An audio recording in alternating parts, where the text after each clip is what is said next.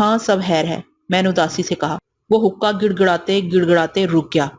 خیر نہیں ہے، خیر نہیں ہے لاڈلے۔ اس نے میری آنکھوں میں جھانکنے کی کوشش کی۔ بتا کیا معاملہ ہے؟ کس نے تجھ پر نگاہ ٹیری کی؟ میں اس کی آنکھیں نکال لوں گا۔ کسی نے نہیں۔ وقت اور زمانے کی آنکھیں نکال سکتے ہو تو نکال لو، میں نے ٹھنڈی سانس بھر کر کہا۔ ہاں یہ بات میرے اختیار میں نہیں ہے لاڈلے، وہ افسردگی سے بولا۔ لیکن وقت اور زمانہ کچھ نہیں کہتے، انہیں لوگ کسی کے خلاف بھڑکا دیتے ہیں۔ میں انہی لوگوں کے بارے میں پوچھ رہا ہوں۔ چھوڑو، میں نے بے پرواہی سے کہا۔ یہاں کی سناؤ، سب لوگ خیریت سے ہیں؟ شولی، نصیب میاں، کانتے، یہ سب کیسے ہیں؟ اور یہ سب تو حرام کی کھا رہے ہیں، عیش کر رہے ہیں۔ تو اپنی بتا، بات کیوں بدلتا ہے؟ مجھ سے چھپا رہا ہے جانے من؟ وہ شکایتی لہجے میں بولا، پھر کچھ سوچ کر کہنے لگا، میں تو بھول ہی گیا، تیرے ساتھ یہ لڑکی کون ہے؟ ایک لڑکی ہے، بس ستم رسیدہ، آفت زدہ۔ صاف صاف بات کر، وہ الجھ کر بولا۔ میں اسے اغوا کر کے لایا ہوں، میں نے سپاٹ لہجے میں کہا۔ میں سمجھتا تھا کہ وہ اس اطلاع پر ششدر رہ جائے گا، مگر اس کے چہرے پر کوئی تاثر نہیں ابھرا۔ البتہ وہ کچھ سوچنے ضرور لگا۔ تو کیا کسی نے دیکھ لیا ہے؟ اس نے بے نیازی سے پوچھا۔ دیکھا تو نہیں ہے، لیکن میں کہتے کہتے جھجکنے لگا۔ لیکن کیا؟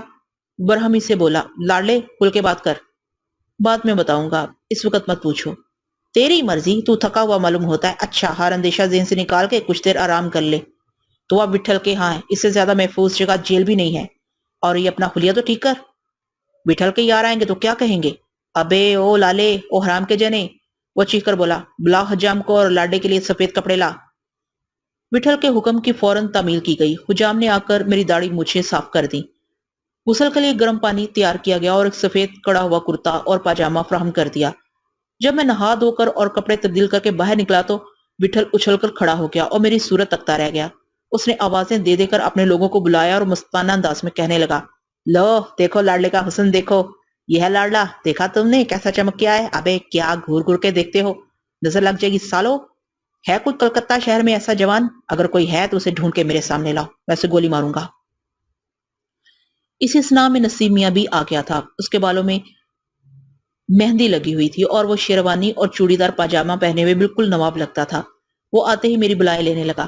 سبحان اللہ استاد، سبحان اللہ، آہا چشم بدور، پہچانا نہیں جاتا، ستم ڈھا رہا ہے، رخسار پر کالا نشان لگا دو استاد۔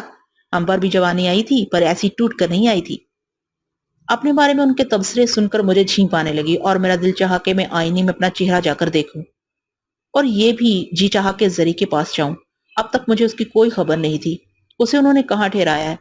یہاں عورت کا نام و نشان نہیں تھا۔ وہ کیلے میں گھبرا گئی ہوگی، نہ جانے اس پر اسرار جگہ آ کر وہ کیا سوچ رہی ہو۔ لیکن میں ان سب کی موجودگی میں زری کے پاس جانے کے ارادے کا اظہار نہیں کر سکا۔ جس چیز کو خبر ملتی تھی وہ آتا جا رہا تھا۔ وٹھل دوسرے کمرے میں آ گیا تھا جہاں چاندنی بچھی ہوئی تھی، گاؤں تک یہ لگے ہوئے تھے۔ پھر کانتے آیا، ساٹے آیا، شولی آیا، ہرچرنا آیا، تیجا، جمن میاں، بدھو اور نواز مجھ سے بغل گیر ہوئے۔ وٹھل کمرے کے درمیان دیوار سے ٹیک لگائے ایک شان سے بیٹھا حقہ پی رہا تھا۔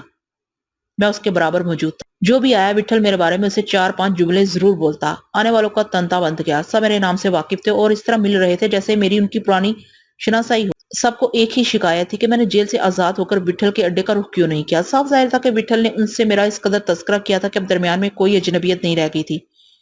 اتنی جلدی اتنی بڑی تبدیلی ہوئی تھی کہ مجھے اپنے حواس بحال رکھنے میں دیر لگی۔ صبح تک میں نسترن بیگم کا ملازم تھا اور اس وقت کلکتے کے نامی گرامی بدماشوں کے درمیان بیٹھا تھا۔ وہ سب مجھ پر فدا ہو رہے تھے۔ دوپہر کا کھانا سب نے اسی کمرے میں کھایا۔ کھانے کے بعد جیل کے واقعات دہرائے جانے لگے۔ معلوم ہوتا تھا جیسے انہیں دنیا کا کوئی کام نہ ہو۔ وہ مجھے کریت کر جیل کے واقعات یاد دلا رہے تھے اور مجھے زری کی فکر کھائی جا رہی تھی۔ پھر میں نے ہمت کر کے وٹھل کے کان میں کہا، میں لڑکی کے پاس جانا چاہتا ہوں۔ بیٹھ لاڈلے۔ اس نے میرا کاندھا پکڑ کر زبردستی بٹھا لیا۔ دیکھ یہاں میرے لیے کون لوگ آئے ہیں، وہ خیریت سے ہے، اپنی بیٹی ہے، اپنی بہن ہے۔ تیرے ساتھ آئی ہے تو اس کے لیے تو عزت ہی عزت ہے، اس کی فکر نہ کرو، وہ آرام سے ہوگی۔ میں چند منٹ بعد واپس آ جاؤں گا۔ میں نے اصرار کیا تو وہ مان گیا۔ جا دیکھا، پر ابھی واپس آ جائیو۔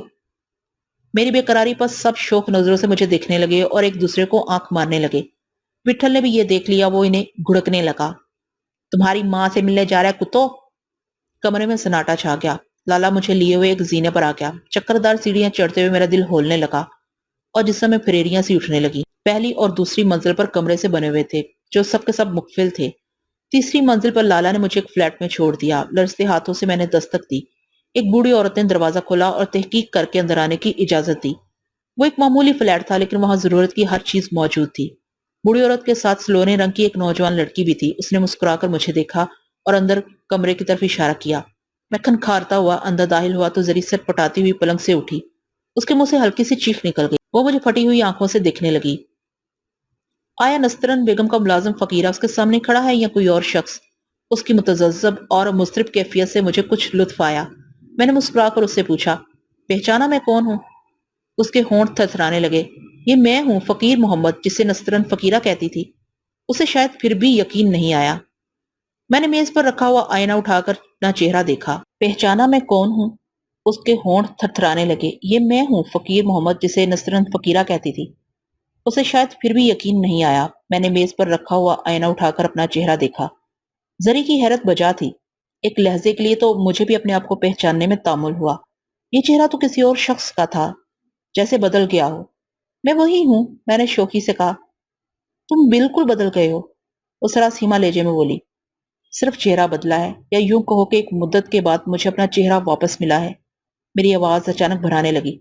उसकी हैरत में कोई कमी नहीं आई थी, बल्कि उसमें इश्तियाक का इजाफा हो गया था। फकीरे, तुम्हारा असली नाम है?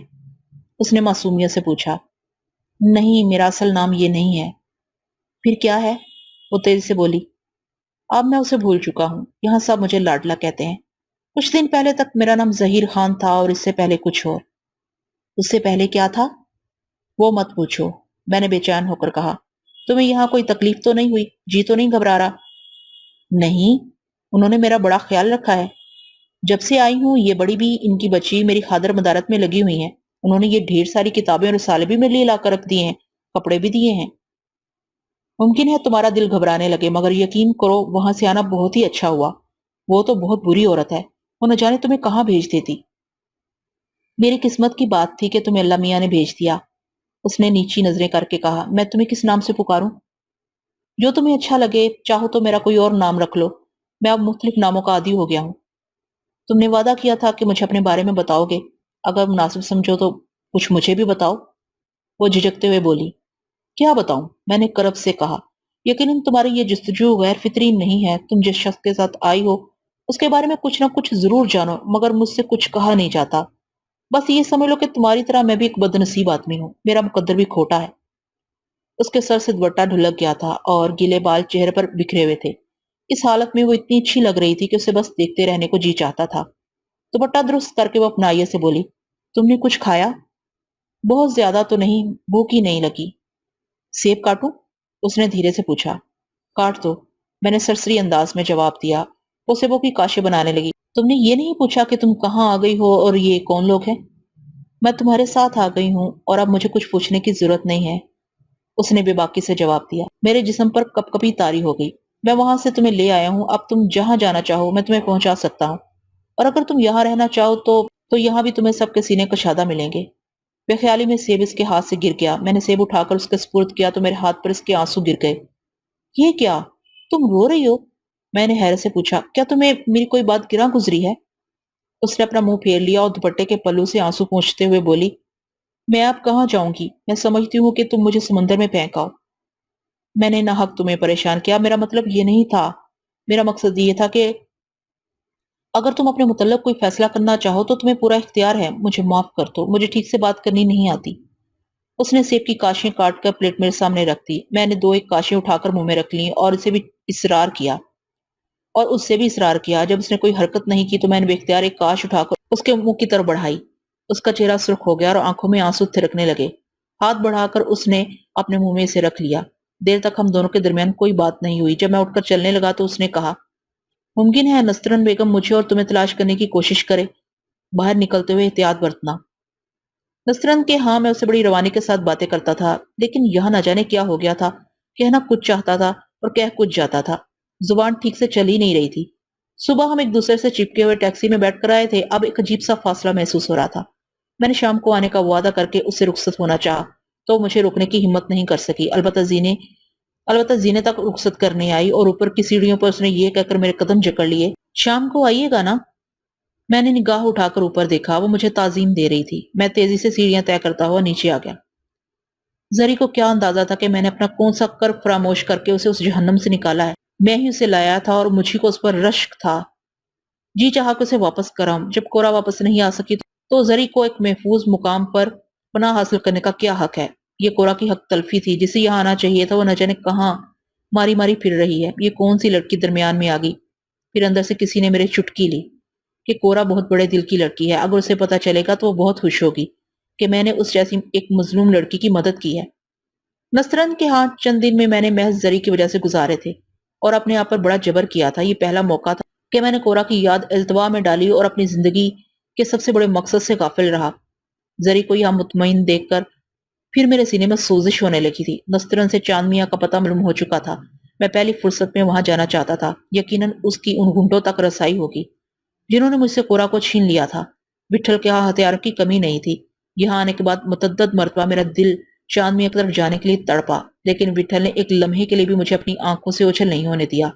मैं हर जगह नाकाम हो चुका था। अब चांद मियां ही मेरी आखिरी उम्मीद था। उसी से कोरा का सुराग मिल सकता था, बशर्ते कि वो गुंडे उसी के खरीदे हुए हों जिन्होंने दरिया के किनारे उस रात में हम पर हमला किया था। अगर औरों की तरह उसे भी कोरा के बारे में कुछ मालूम ना हुआ तो मैं कभी उन गुंडों तक नहीं पहुंच सकता। 7 साल में वक्त की मोटी दीवार दरमियान में हायल हो गई थी। चांद मियां के इलाके में इस वक्त जाना खतरे से खाली नहीं था। नसरन बेगम ने इसे और नवाब मिर्जा को तमाम रोयदाद सुना दी होगी। नवाब मिर्जा का तो बुरा हाल होगा। वो एक तरफ नसरन पर शक कर रहा होगा कि उसने जरी के दाम बढ़ाने के लिए उसे कहीं छुपा दिया है, और दूसरी तरफ वो मेरे ताकुब में होगा। नसरन को भी इस तरह सीधे साधे अंदाज में हाथ बांधकर छोड़ आने का मुझे गम था। दिल की हसरत दिल ही में रह गई। कम से कम वो आंखें तो फोड़ आता जो हसीन लड़कियों को ताकने और बुरी नजर से परखने का गुनाह करती थी। कम से कम उसकी नाक तो काट आता, ताकि दुनिया को मालूम हो जाता इस बदबख्त ने किसी से बेवफाई और गद्दारी की है। विठल के अड्डे पर शाम तक सैकड़ों गुंडों का इज्तिमा हो गया। दूर दूर खबर पहुंचा दी गई थी कि आज विठल अपने लाडले की वापसी पर जश्न मना रहा है। इस लंबी गली में छिड़काव कर दिया गया। लाउड स्पीकरों पर फिल्मी रिकॉर्ड बज रहे थे। गली में रिक्शे और टैक्सी का दाखिला ममनू करार दे दिया गया था। बसंते हलवाई ने कई मन मिठाई बनाकर अड्डे पर पहुंचा दी थी। सरे शाम विठल मुझे साथ लेकर मकान से बाहर आया और दंदनाता हुआ गली के इस सिरे से उस सिरे तक गया। दुकानदारों और राहगीरों ने उसे मुबारकबाद पेश की और उसने अपने हाथ से सबको मिठाई तकसीम की। गली में शादी जैसा मंजर था। मैं ये सब कुछ देखकर हैरत ज़दा था। विठल से कुछ कहने का सवाल नहीं था। मैं खामोशी से अपना तमाशा देखता रहा। ऐसी सूरत में केला बेगान में चांद मियां की तरफ जाने का तसव्वुर भी नहीं किया जा सकता था। विठल को जरा फुर्सत मिली तो मैंने उसे जरी के पास चलने के लिए कहा। वो टालने लगा, लेकिन मैं इसरार करके उसे ऊपर ले गया। दरवाजा जरी ही ने खोला। वो शायद मेरा इंतजार कर रही थी। अब उसने दूसरा लिबास पहन लिया था। हस्बे वादा मुझे मौजूद पाकर उसके चेहरे पर सुर्खी छा गई, लेकिन जब उसकी नजर मेरी पुस्त पर छुपे हुए देव हैकल विठल पर पड़ी तो वो सहम कर पीछे हट गई। खुशकिस्मती से विठल जरी की ये कैफियत नहीं देख सका था। उसकी निगाहें झुकी हुई थी। विठल भाई आए हैं, मैंने पुरतवाक अंदाज में जरी से कहा। वो समझ गई कि मेरे लहजे में क्या ताकीद पोशीदा है। आदाब। वो अपना एक हाथ उठाकर अदब से बोली। खुश रहो। विठल ने उसके सर पर हाथ रख दिया। मुझे हैरत हुई। विठल का हाथ कब कपा रहा था। वो कुछ घबराया हुआ था। अंदर आइए, जरी ने शीरी आवाज में कहा। नहीं बेटे, अब हम चलेंगे, नीचे बहुत काम है। विठल के मुंह से ये लफ्ज बमुश्किल अदा हुए। कुछ देर तो बैठिए, वो शगुफ्तगी से बोली। हाँ, अंदर आइए, अंदर आइए। मैंने मचलकर विठल का हाथ पकड़ लिया। विठल जुज़बुज़ होता हुआ फ्लैट में दाखिल हुआ। बाहर के कमरे में एक पलंग और 2 कुर्सियां रखी हुई थी। एक कुर्सी पर मैं और दूसरी पर विठल बैठ गया। जरी खड़ी रही। अरे तुम विठल भाई की कुछ खातर नहीं कर रही हो? ये तुम्हारे घर आए हैं भाई। मैंने अजनबियत दूर करने के लिए जरी से कहा। नहीं, विठल उखड़कर बोला। लाडली ऐसी तकलीफ क्यों देते हो? तकलीफ की क्या बात है? अभी आपने मुझे बेटी कहा है। विठल की आंखें छलकने लगी। हाँ, मैंने यही कहा है। तुम लाडले के साथ आई हो तो मेरी बेटी हो, मेरी बहन हो। वो जज्बात से भरपूर आवाज में बोला। तुम किसी बड़े खानदान की लड़की मालूम होती हो। यहाँ ये घर, ये इलाका, ये लोग सब गंदा और बुरा है, पर हमारे पास यही कुछ है। वो ये कहते कहते उदास हो गया। कुछ दिनों तक यहाँ हर तकलीफ बर्दाश्त कर लो, फिर मैं तुम्हें कोई साफ सुथरी जगह ले दूंगा। मेरे लिए यही बहुत है कि यहाँ आप लोग मौजूद हैं। मैं तुम्हारे लिए कुछ लाया भी नहीं। पहली मर्तबा आया और खाली हाथ आया। खैर, मुझ पर तुम्हारा उधार रहा। अब मैं बड़ी जुमा हूँ जरी। मैंने तुम्हें विठल भाई के हवाले किया। मैं विठल की तरफ मुतवज्जा हो और विठल भाई, अब जरी का ख्याल तुम्ही को रखना होगा। मैंने जोशीले अंदाज में कहा। मुझ पर इतनी बड़ी जिम्मेदारी क्यों डालता है लाडले? मैं तुम्हें यकीन दिलाता हूँ, जरी बेहद अच्छी लड़की साबित होगी। ये तुम्हें बहुत लजीज खाने खिलाएगी और तुम्हारा सर दबाएगी। तुम्हें बस बस, विठल ने तुरशरोई से मेरी बात काट दी। मैं भला इसे काम करने दूंगा? इसके ये नाजुक हाथ भला काम करने के लिए बने हैं? میں کیا اسے خدمت دوں گا، معاوضہ لوں گا؟ مجھے لالچ دیتا ہے لاڈلے؟ یہ خوش رہے بس یہی میری لالچ ہے۔ ان کا یہ مطلب نہیں تھا، زری جلدی سے بولی۔ ان کا مطلب تھا کہ ایک بیٹی کو اپنے ماں باپ کی خدمت کرنی چاہیے، میں اس فرض میں کوتاہی نہیں کروں گی۔ ہاں ہاں، تم اس کی طرفداری نہیں کرو گی تو کون کرے گا؟ وہ شرما کر باہر چلے گی تو وٹھل بولا، لاڈلے کیوں مجھے کانٹوں میں گھسیٹ رہا ہے؟ کیوں میرے زخم کو ریتنے کی کوشش کر رہا ہے؟ بڑی مشکل سے تو اسے پتھر بنایا ہے۔ وہ اپنے دل کی طرف اشارہ کرتے ہوئے بولا، میں اپنا بوجھ کم کر رہا ہوں۔ میں نے سنجیدگی سے کہا، بس یہ احساس دلانا چاہتا ہوں کہ اس نے کچھ کھویا نہیں، پایا ہے۔ اسے نرمی، مرہم اور گداز کی ضرورت ہے۔ وٹھل بھائی، آپ سمجھتے کیوں نہیں؟ میں سب سمجھ رہا ہوں، مگر میں خود سے ڈر رہا ہوں۔ سچ بتاؤ، کیا وہ تمہیں اچھی نہیں لگی؟ میں نے سادگی سے پوچھا۔ اچھی؟ وہ بہت اچھی لڑکی ہے لاڈلی۔ ان آنکھوں نے زمانہ دیکھا ہے، اچھی بری آنکھوں کا تجربہ کرتے ہوئے عمر گزر گئی ہے۔ تو اتنی اچھی لڑکی کو یہاں لے آیا، یہ جگہ تو بہت بری ہے۔ اور کہاں لے جاتا؟ میرے پاس کوئی اور چھت تھی ہی نہیں۔ اس چھت سے پانی ٹپکتا ہے، یہاں کی سیلن، یہاں کی بو اس کا جسم جلا دے گی۔ میں یہی سوچ کر پریشان ہو رہا ہوں، وہ تو شہزادی ہے لاڈلے، شہزادی کا دل ان کھولیوں میں کہاں لگے گا؟ اسے دل لگانا پڑے گا، اس کے سوا چارہ ہی کیا ہے؟ زری چائے کی ٹرے لے کر اندر آئی تو ہم نے خاموشی اختیار کر لی۔ کچھ دیر تک پیالیاں کھنکنے کی آواز آتی رہی۔ وٹھل سر جھکائے بیٹھا تھا۔ زری نے اسے چائے دینے کے لیے ہاتھ بڑھایا تو اپنے خیالوں سے چونکا۔ وہ گرم گرم چائے صرف 2 گھونٹوں میں انڈیل گیا۔ بیٹھ جاؤ، کھڑی کیوں ہو؟ اس نے زری سے کہا اور وہ سمٹ کر پلنگ پر بیٹھ گئی اور اپنے ناخن کریدنے لگی۔ زری، وہ گہری سانس لے کر بولا، ہمیں کسی بڑی آزمائش میں مت ڈالنا۔ یہ کہہ کر وہ اٹھا اور میرا ہاتھ تھام کے دروازے کی طرف چلا۔ زری اسے کچھ نہیں کہہ سکی۔ زینے پر وٹھل کو کچھ خیال آیا، وہ واپس مڑا۔ کمرے میں پہنچ کر اس نے زری کے سر پر ہاتھ رکھا، پھر وہاں سے نکل کر کھٹ کھٹ سیڑھیاں اترنے لگا۔ کیا بات ہے؟ نیچے آ کر میں نے وٹھل سے پوچھا، تم ناراض تو نہیں ہو؟ میں کوئی غلط لڑکی نہیں لایا ہوں؟ کسی بھی معزز اور نیک آدمی کی بیٹی ایسی ہو سکتی ہے؟ اس نے پلٹ کر میرے بازو جھنجھوڑ ڈالے۔ لاڈلے، ایسی دل دکھانے والی باتیں کیوں کرتا ہے؟ تو کنجری بھی لاتا تو میں اسے سر پر بٹھاتا، مگر تو ایک فرشتہ لڑکی لایا ہے۔ سمجھ، ان دونوں باتوں میں فرق ہے۔ خواہ خواہ کی باتیں مت کیا کر۔ وٹھل کی برہمی دیکھ کر میں نے اس وقت خاموشی مناسب سمجھی۔ شام اندھیرے میں ڈوب رہی تھی۔ رات ہوتے ہوئے گلی میں میلے کا سا سما ہو گیا۔ کانتے اور نصیب میاں وٹھل کو ان چوکیوں پر لے گئے جو دیکھو کے قریب رکھی تھیں۔ گلی کے اس حصے میں ایک پرائمری اسکول تھا۔ اسکول سے ملحق مختصر کھلے میدان میں تیز روشنیاں ہو رہی تھیں اور ایک شامیانہ نصب تھا۔ کرسیوں، چوکیوں، سٹولوں، بینچوں اور چارپائیوں پر سینکڑوں آدمی بیٹھے ہوئے تھے۔ زنہیں ناچ رہے تھے۔ مجھے اور وٹھل کو ایک اونچی کرسی پر بٹھا کر ہمیں ہاروں اور پھولوں سے لاد دیا گیا۔ جو آتا اس کے اور میرے گلے میں ہار ڈال کے چلا جاتا۔ آنے والوں میں عورتیں بھی تھی، بچے بھی تھے۔ جب سے وٹھل زری کے پاس سے آیا تھا کچھ متفکر اور الجھا ہوا نظر آتا تھا، لیکن اب اس کی شادابی لوٹ آئی تھی۔ محلے میں زیادہ تر ہندو رہتے تھے۔ وہ سب مذاہب کے لوگوں کی تعداد دوسرے مذاہب کے لوگوں کی تعداد بہت کم تھی۔ آج کی رات کوئی تفریق، کوئی امتیاز نظر نہیں آ رہا تھا۔ وٹھل کسی زندہ پیر کی طرح مسند پر شان و شوکت سے بیٹھا تھا۔ بس اتنی سی کثر تھی کہ لوگ مریدوں کی طرح اس کے ہاتھ پیر نہیں چوم رہے تھے۔ اس کے باوجود ان کی نگاہوں میں وٹھل کے لیے جو محبت اور عقیدت تھی وہ الگ سے پہچانی جا سکتی تھی۔ وٹھل کو بھی جیسے گلی کے ایک ایک بچے کا نام معلوم تھا۔ وہ ہر ایک کا نام لے لے کر اس کی خیریت دریافت کرتا۔ وٹھل سے ان کے والدین اور والدین سے ان کے بچوں کا حال پوچھا۔ جب دیگیں کھلی اور تام چینی کی پلیٹیں کھڑکھڑائیں تو ایک ہنگامہ برپا ہو گیا۔ 1 گھنٹے تک کھانے کا زور و شور رہا۔ بوڑھی عورتیں ہاتھ پھیلائے پھیلائے وٹھل کو دعائیں دے رہی تھی۔ جیل میں مجھے وٹھل کے آدمی اس گھن گرج کے متعلق بہت کچھ بتاتے تھے۔ جیل میں جو چیزیں کسی کو نصیب نہیں ہوتی وہ وٹھل کی وجہ سے اندر آ جاتی تھی۔ لیکن یہاں تو اور ہی منظر تھا۔ جو کچھ میں نے جیل میں سنا تھا وہ اس کا نصف بھی نہیں تھا۔ مجھے محسوس ہوا جیسے میرے ساتھ مذاق کیا جا رہا ہو، اور جن خوبیوں کا میں مستحق اور اہل نہیں ہوں مجھے انہی کا انعام دیا جا رہا ہو۔ نہ جانے یہ سب کیا اور کیوں ہو رہا ہے۔ کھانے کے بعد عورتوں اور بچوں کو رخصت کر دیا گیا۔ پھر طبلے ہارمونیم والے ایک گول دائرے میں بیٹھ گئے۔ پھر ایک جانب سے رنگ برنگے کپڑوں میں 16 سگار کیے ہوئے 3 لڑکیاں برآمد ہوئیں۔ ان کے ساتھ ایک بوڑھی عورت بھی تھی۔ چاروں نے وٹھل کو جھک کر سلام کیا اور اپنی نشست پر جا بیٹھی۔ کمکموں کی روشنی میں ان کا سنگار چمک رہا تھا۔ ایک تو بہت چھوٹی سی لڑکی تھی، کوئی 12-13 سال کی ہوگی، اور دوسری 17 سال کے قریب ہوگی، تیسری 20-22 سال کی۔ بڑی لڑکی متانت سے بیٹھی ہوئی تھی۔ مجھے اس سے پہلے ناچ رنگ کی کسی محفل میں بیٹھنے کا تجربہ نہیں تھا۔ میں تصور بھی نہیں کر سکتا تھا کہ اتنی خوبصورت اور سلیقے کی لڑکیاں مردوں کے سامنے پیروں میں گھنگرو باندھ کے آئیں گی اور گانا گائیں گی۔ ان کی آواز کیسے نکلے گی اور ناچنے کے لیے ان کے پیر کیسے اٹھیں گے۔